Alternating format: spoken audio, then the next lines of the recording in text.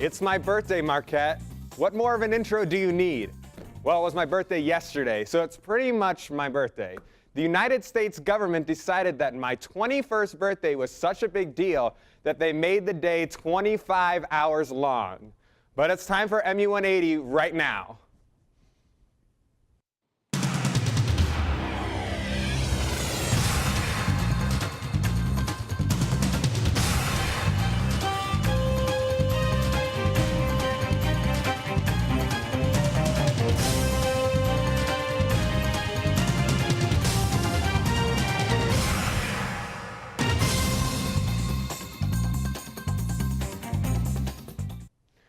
Well, Marquette, you are probably looking forward to our Halloween show with our costumes and Halloween jokes, and let me tell you, it was a good one.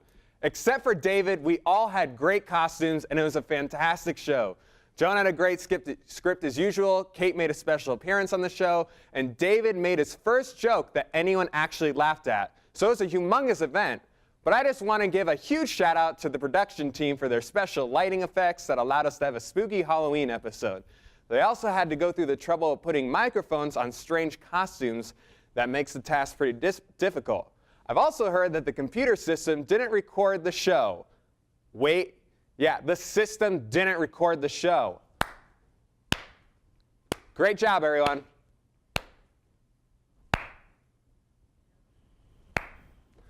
Let's just move on from that. Of course, none of these stories that I'm reading probably mean anything because this show probably isn't recording either. But anyway, it's official and a shocker that the state with the happiest people living in it is Hawaii. No freaking duh, it's Hawaii. There are a bunch of reasons why people are happiest living in Hawaii. You have your own little community of people where close-knit friends define the state.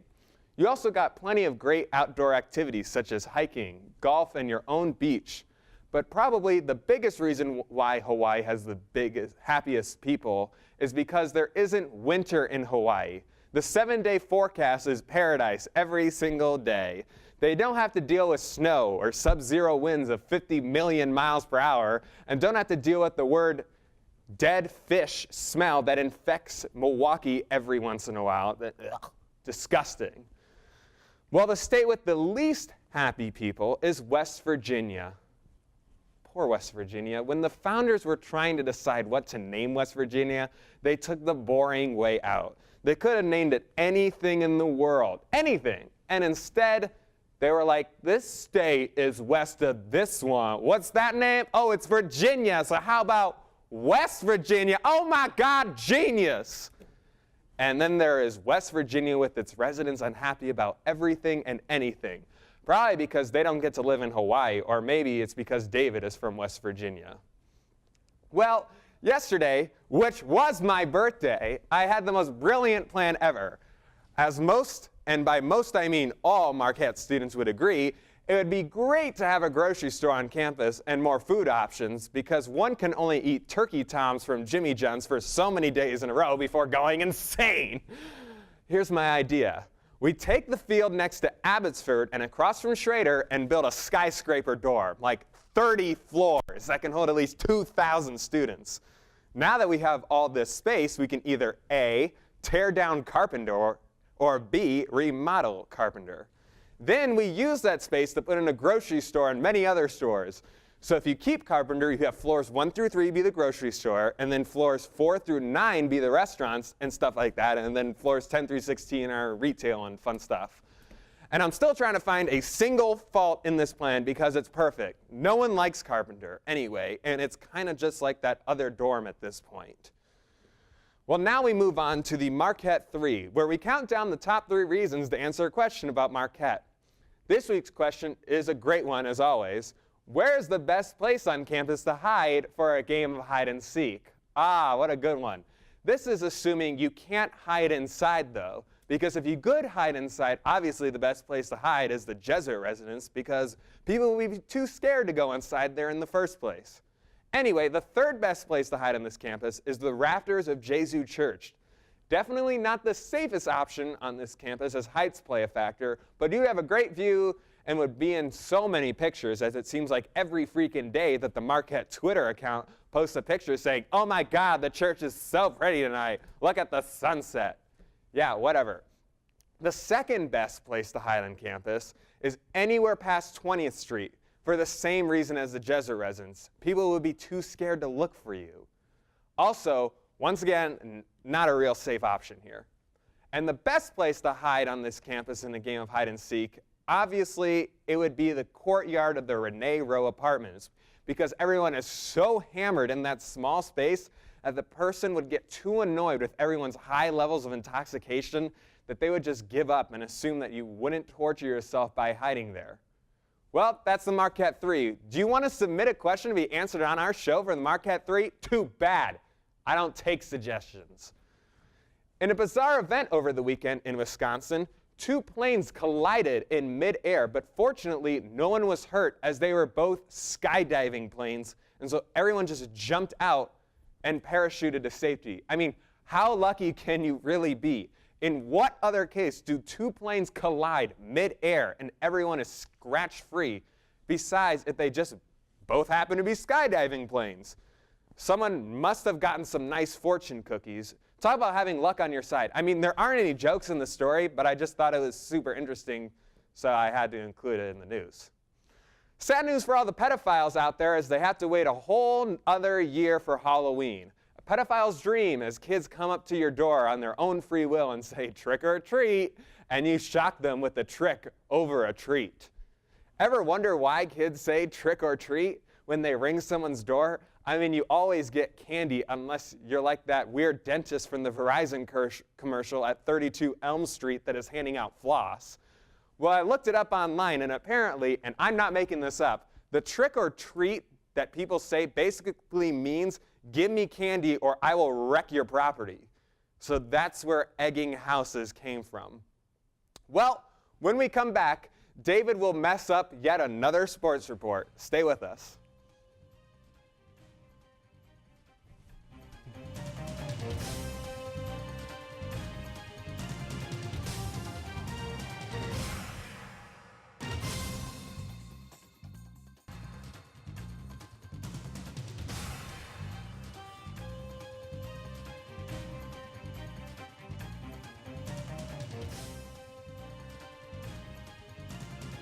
Now we'll throw it on over to David with sports, who will most likely fumble it and fail like always. David?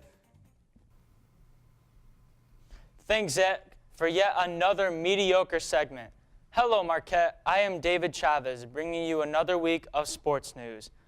Just want to make one thing clear before we get started. I did not die last week. I just needed to leave the building to get away from Zach's ugly and Big Bird-looking face. One can only take so much of it. It's kind of like watching Chris Bosh play basketball. He is average at what he does, and his face literally looks like a dinosaur. Zach is average at reading the news, and his face looks like a bird. Anyway, let's get over to some sports news. In the first week of my fantasy basketball league, I defeated my opponent 9-3. Sure, I may have told the commissioner of the league to take out some of my opponent's players on the first day, causing him to receive no points, but that's the name of the game, folks. It's a dog-eat-dog world, and cheating is the only way to not get eaten. Let's take a moment to thank the founding father of cheating and all of the glory it brings. Thanks, Lance. Without your influence, I might be a decent human being. Over to the NBA now. This last week was opening week. The Bulls started out the season losing to the Miami Heat. LeBron was LeBron and had a great game as always. And Big Bird, a.k.a. Zak Myers, a.k.a. Chris Bosh, had a mediocre 16 points, 3 blocks, and 6 rebounds. My Detroit Pistons are 2-1, getting victories over both the Celtics and the Wizards. The loss came from the hands of the Memphis Grizzlies, which is fine because I have both Tayshaun and Gasol on my fantasy team, which is literally the only thing I care about. Honestly, my priorities go fantasy basketball, making fun of Zach's face, writing these scripts, then school. Baseball season is over due to the Red Sox winning the World Series in Game 6 over the Cardinals. David Ortiz, the biggest man in baseball, was actually MVP. When asked what he was going to do having won the World Series, he said he was going to McDonald's, which is pretty much his Disneyland. Big game tonight in the NFL as the Packers take on the Bears. I actually might watch some of this game. It's always fun to watch Bears and Packer fans fight about who is better.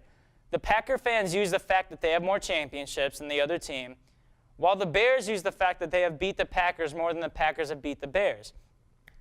I determine who is worse by which team loses to the Lions. If they both beat the Lions, then it is determined by who wins head-to-head. If they both lose to the Lions, then they both suck and should quit football.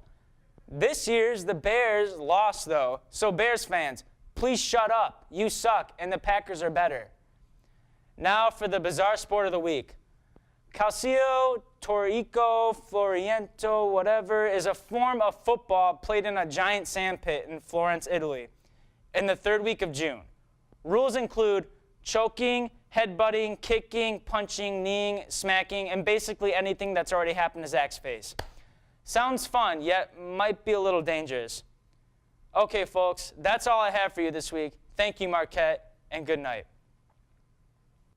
You know, one might be mad about all the insults that David throws at me, but like my deaf uncle, David has never heard the sound of laughter, so I'll just, carry on. Today, for the weather, I thought I would tell you about the life of a meteorologist. A meteorologist wakes up around 3:30 in the morning every day because the only job a meteorologist can really hold is a weather reporter on TV, and they have to get ready for the first morning newscast at 5 a.m. The meteorologist does normal morning activities such as eating breakfast and showering. Then they don't do any research whatsoever, and they just go onto the internet and go to theweatherchannel.com to get all the information they need. Then they take all the credit for the information and come into work and get all their makeup on and remember how to point to places on a map that doesn't really exist since it's a green screen. After doing the 5 a.m. news, the 6 a.m. news, the 7 a.m. news, the 7:30 a.m. news, and a weather report at 8 a.m. for a radio show, they are done for the day. They rack in the money, get steak for both lunch and dinner, and just lounge around because honestly, they didn't do any real work in the whole day. More in weather news, the winds are starting to pick up. Just today, I was walking with a friend, and he said, "It would be really nice today if it weren't so windy." Thanks, Sherlock Holmes. It was like his first day living in Milwaukee, or as I like to call it, the Windy City with less people living in it. Here's a tip for all you freshmen out there that are gearing up for the winter. When you wake up in the morning, don't look at the temperature outside. Look at the temperature of what it feels like. There is a huge difference between it being 0 degrees outside and it feeling like negative 25 degrees outside. There's got to be a point where meteorologists just stop putting up the feels like temperature and just start putting up phrases like, feels like the polar bears are in for a great day, or feels like another day living in Antarctica. Anyways, that's your weather. And after this commercial break, we will be back with yet another social report from Jay Quellen. Stay tuned.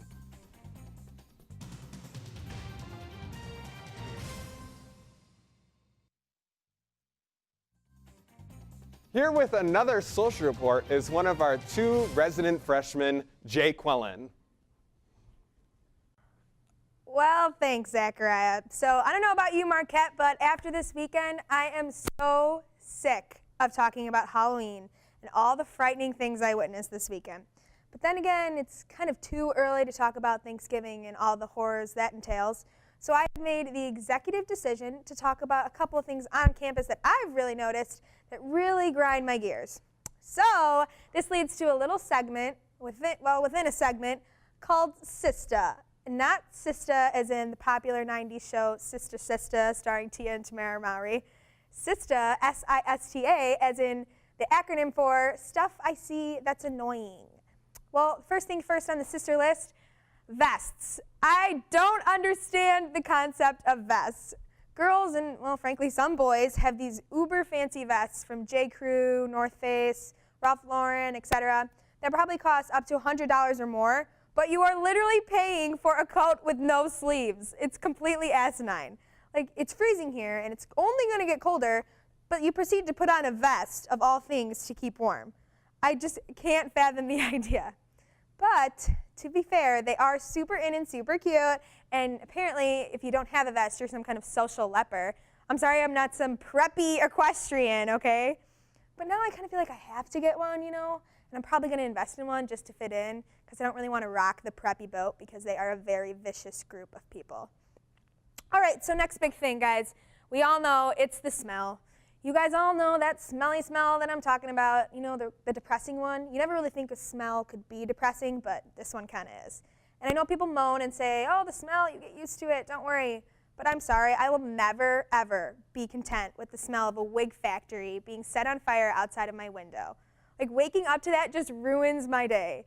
And that smell just lingers on you all day, and then you get back to your room and you sob because you can't escape it, and you know you're gonna wake up and smell it again, and it's just so gross, and you can't handle it. Well, last thing on my tremendously bothersome thing list is on campus, I've noticed there's a lot of longboards. I don't understand the topic of longboards. No offense to anybody watching or anyone in the studio with a longboard. Kudos to you for having the skill to stand on a board with wheels on it and you push yourself. But we are not in California or anywhere remotely hipster. We're in Milwaukee, okay? So just take it easy. You're on your longboard, about to plow me over on the sidewalk, trying to get to class on time, but just walk like a normal person. Campus is not that big that you have to skate around. Personally, I think the ripstick is a lost art. And if you can ride a ripstick, hats off to you. I love ripsticks. So I'm just waiting for the day, an awful day, when I see a kid on a longboard in a vest on a particularly foul-smelling day, so I can proceed to tackle them to the ground and let out all my anger and frustration. Well, that's all I have today for annoying things. I'm sure I'll find some more. Thanks for letting me vent to you, Marquette, and back to you, Zachariah. It's time to delve into the world of law and order as we take a peek at some recent DPS reports of incidents on campus. Report number 1 has to deal with vandalism occurred and reported on Friday. That's this last Friday at 10:22 p.m. It reads, unknown persons or person vandalized a hallway wall in Schrader Hall, causing an estimated $180 in damage. All right, so someone's, little like tipsy or whatever, just walking around Schrader. How do you damage a wall? Is it just because you decide to punch it, or are you peeing on it, and because you've drank so much booze that your urine just makes the wall fall down?